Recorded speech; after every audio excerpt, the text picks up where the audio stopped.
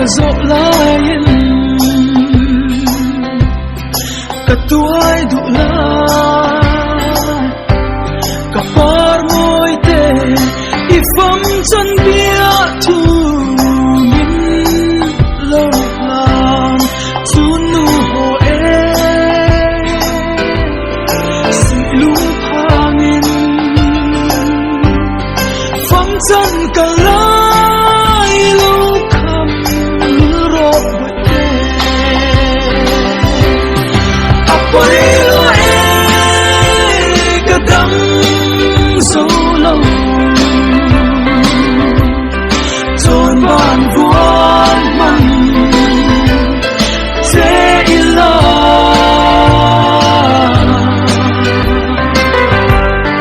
sing lama kirhian karin se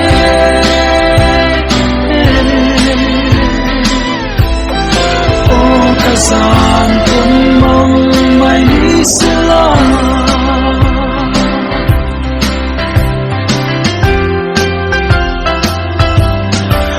Zal ta mo zol kho dai re an khwa lo thi me chung ko lo ri chung lo chuan lung ti ha o me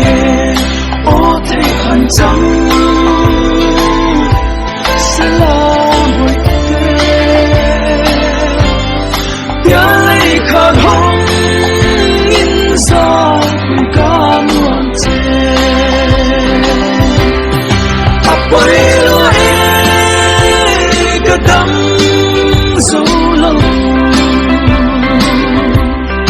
chon ban vuan man che ila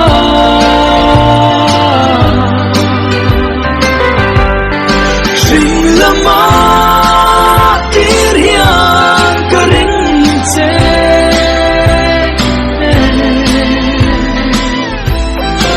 o kasan kun mong mai sila